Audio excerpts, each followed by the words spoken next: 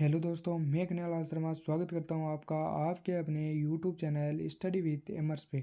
आज हम आपके लिए लेके आए हैं एक न्यू वीडियो जिसमें हम चर्चा करेंगे आरपीएफ कांस्टेबल एसआई रिक्वायरमेंट की, जिसमें कट ऑफ के बारे में चर्चा करेंगे हम कि 2023 की जो 2018 की जो वैकेंसी थी उसमें आपके जो कट ऑफ है वो कितनी रही थी, पिछली बार कट ऑफ क्या रही थी, आने वाले समय में आपकी जो एग्ज़ाम होगी उसके बाद कट ऑफ क्या रहने वाली है, आप कहाँ से फॉर्म अप्लाई करें तो आपका इजीली सिलेक्शन हो सकता है, इसके लिए हम चर्चा करेंगे।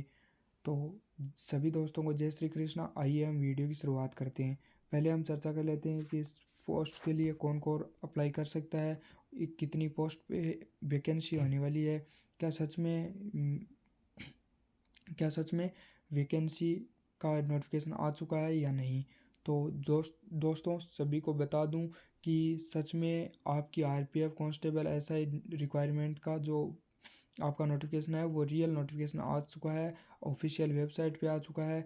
तो आप वहाँ से जाके चेक कर सकते हैं, ये कोई फेक नोटिफिकेशन नहीं है क्योंकि ये आपकी वेबसाइट पे आया हुआ एक रियल नोटिफिकेशन है। तो आइए हम वीडियो की शुरुआत करते हैं। कांस्टेबल पोस्ट है वो आपकी 4208 पोस्ट रखी गई है कांस्टेबल की, जिसमें मेल की आपकी 3500 स्वतंत्र है और फीमेल की आपकी 631 है। उसके बाद हम बात करें एसआई की पोस्ट तो वो है टोटल 452 और मेल की है 384 और फीमेल की आपकी 68।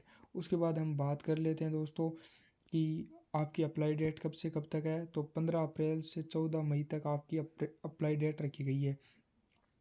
उसके बाद हम दोस्तों चर्चा करते हैं आपकी फ़ीस क्या रहने वाली है। तो फीस आपकी जनरल ओबीसी और ईडब्ल्यूएस की 500 रुपये रखी गई है और अदर कैटेगरी के लिए 250, जिसमें आपकी दोस्तों 500 रुपये आप फीस जमा कराओगे तो आपकी एग्ज़ाम होने के बाद आपको 400 रुपये फ़ी वापस रिफ़ंड कर दी जाएगी।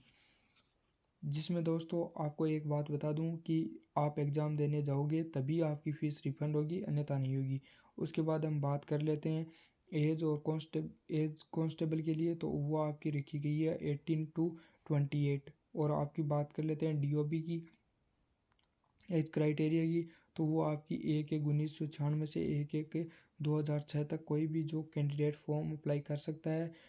उसके बाद हम बात कर लेते हैं ओबीसी और एस सी एस टी के लिए, तो ओबीसी के लिए आपको 3 साल और एस सी एस टी के लिए आपको 5 साल की छूट रखी गई है।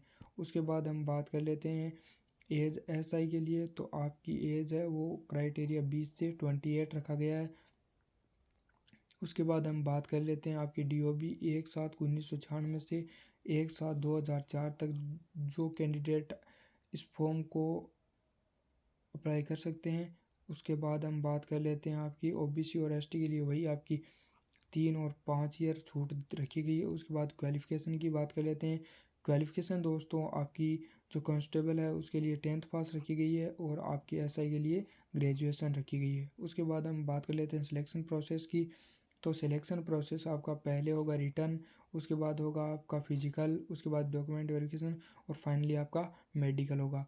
उसके बाद हम बात करते हैं कि सिलेबस क्या रहने वाला है। सिलेबस आपका एसआई और कांस्टेबल के लिए सेम ही है, 120 क्वेश्चन होंगे, 120 मार्क्स के होंगे और आपके जो नेगेटिव मार्किंग है वो आपकी 1/3 रखी गई है। उसके बाद हम चर्चा कर लेते हैं कि आपको कितना टाइम मिलेगा, तो 90 मिनट आपको टाइम मिलेगा। रीजनिंग के 35 क्वेश्चन होंगे, मैथ के 35 क्वेश्चन होंगे और आपके जीके जीएस 50 क्वेश्चन का होगा। उसके बाद हम चर्चा कर लेते हैं दोस्तों कि आपकी जो कट ऑफ है वो कैसे रहेगी। तो दोस्तों इसमें जो कट ऑफ है वो ग्रुप वाइज है, जैसे ए बी सी और डी और ई और एफ, 5-6 भागों में इसको ग्रुप में डिवाइड कर दिया गया है।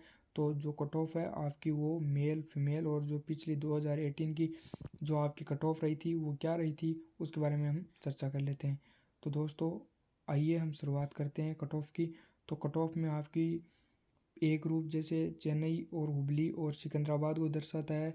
तो ए ग्रुप में आपकी जो कट ऑफ रही थी वो है जनरल की 83 रही थी, ओबीसी की यहाँ पे पोस्ट नहीं थी पिछली बार, एससी और एसटी की 77 रही थी और एसटी की बात करें तो 78 रही थी। उसके बाद हम बात करें फीमेल के लिए, तो फीमेल के लिए कोई भी यहाँ पे पोस्ट ही नहीं रखी गई थी। उसके बाद हम बात करें दूसरे में बी ग्रुप में, तो बी ग्रुप में आता है आपका मुंबई है, भुवनेश्वर है और बिलासपुर है।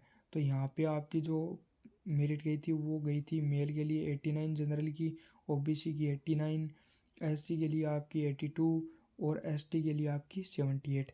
और आपकी पिछली बार ईडब्ल्यूएस कैटेगरी नहीं थी और ईडब्ल्यूएस कैटेगरी अब की बार है, तो आप उसको ओबीसी से कंपेयर कर सकते हैं क्योंकि ईडब्ल्यूएस की कट ऑफ है वो ओबीसी के बराबर ही रहती है।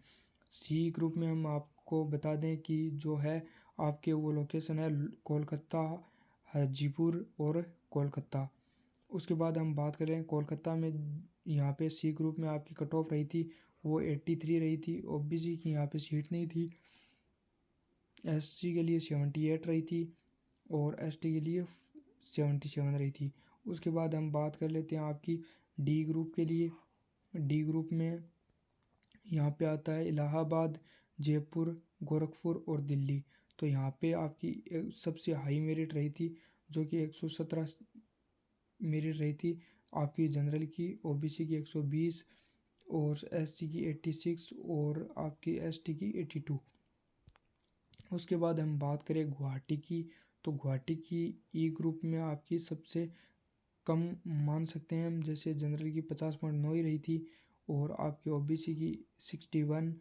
और उसके बाद बात करें हम एससी के तो 62 और एसटी के लिए 50.9।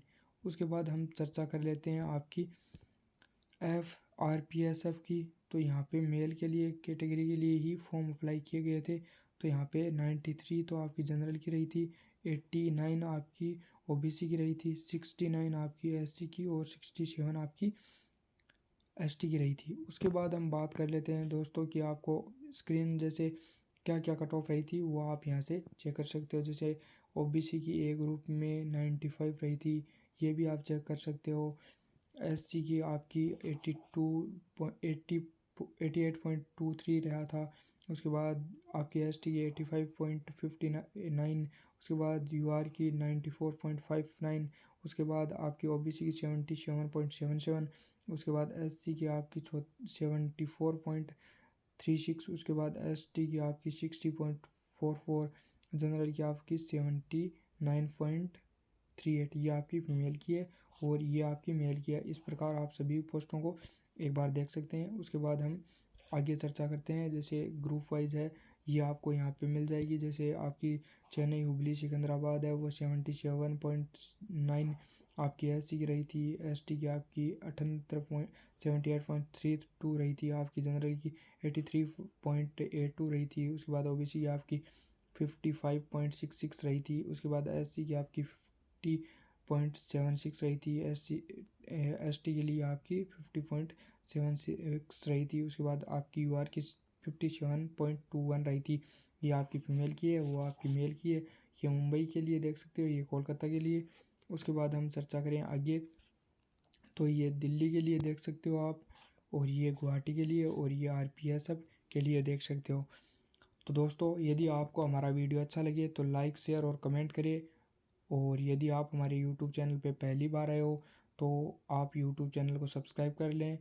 और यदि आपको फिर भी कोई डाउट रहता है इस वीडियो के लिए तो आप हमारे यूट्यूब चैनल पे कमेंट कर सकते हो, या फिर आपको जो डिस्क्रिप्शन में टेलीग्राम चैनल की लिंक दी जाती है उस पर आप पूछ सकते हो। तो धन्यवाद दोस्तों आप सभी का वीडियो को देखने के लिए। जय हिंद सभी दोस्तों को। अब इस वीडियो को विराम देते हैं, मिलते हैं नेक्स्ट वीडियो में। धन्यवाद।